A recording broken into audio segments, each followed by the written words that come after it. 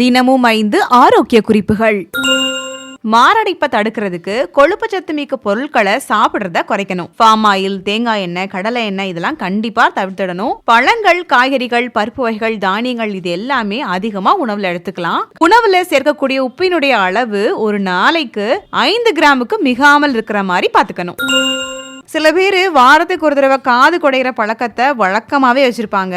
இப்படி காதுல சேரக்கூடிய அழுக்க குறிப்பிட்ட நாளுக்குள்ள எடுக்கணும் அப்படிங்கிறது எந்த கட்டாயமே கிடையாது. காதுக்குள்ள இருக்கக்கூடிய அந்த முடி மாதிரி இருக்கும் இல்லையா, அதுவே தானா எல்லா அழுக்கையும் வெளியேற்றிடும். காதுல இருக்கக்கூடிய அழுக்க நோன்றேன்னு சொல்லிட்டு சும்மா காதை குடைஞ்சிட்டே இருந்தோம் அப்படின்னா அதுல இருக்கக்கூடிய நரம்புகள் வீக் ஆகிறதுக்கு நிறைய வாய்ப்பு இருக்கு. தேவைப்பட்டா வெளிப்புறமா வேணா தொடச்சுக்கலாம்.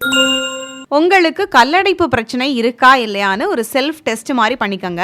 எந்த மாதிரி இருக்கும் அப்படின்னா, அடிக்கடி சிறுநீர் வர மாதிரி தோணும். சில சமயம் வரும், ஆனா போக முடியாது. அந்த இடத்துல தாங்க முடியாத ஒரு வலி, எரிச்சல் இருக்கலாம். சிறுநீர் போகும்போது அதோட சேர்ந்து ரத்தமும் வெளியேறலாம். வியர்வை, வாந்தி பிரச்சனைகள் இருக்கலாம். குறிப்பா சொல்லணும் அப்படின்னா, வயிற்று பகுதியில ஆரம்பிக்கக்கூடிய அந்த வலி முதுகு வரைக்கும் அப்படியே வலிக்கும். இந்த சிம்டம்ஸ்லாம் இருந்துச்சு அப்படின்னா தவறாம டாக்டரை போய் பாத்துருங்க. பெண்கள் தவிர்க்க கூடாத முக்கியமான ஐட்டங்கள் என்ன அப்படின்னா, பாலும் தயிரும். வயசு ஏற ஏற கால்சியம் பற்றாக்குறை ஏற்படும். எலும்பு தேய்மானம் போன்ற பிரச்சனைகள் வராம இருக்கணும் அப்படின்னா கால்சியம் கண்டிப்பா தேவை.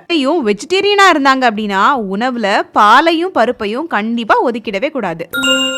நீரிழிவு நோயாளிகளுக்கும் உடல் எடையை குறைக்கணும்னு விரும்புறவங்களுக்கும் எதிரியா இருக்கக்கூடியது சர்க்கரை தான். அந்த சர்க்கரையை நீங்க கண்ட்ரோல் பண்ண முடியல அப்படின்னா அதுக்கு பதிலா ஸ்டீவியா பவுடர் எடுத்துக்கலாம். அது என்ன பொருள் அப்படின்னு கேட்டீங்கன்னா, இது ஸ்டீவியா லீவ்ஸ்ல இருந்து எடுக்கக்கூடிய ஒரு பொடி தான். இதை சீனி துளசின்னு சொல்லுவாங்க.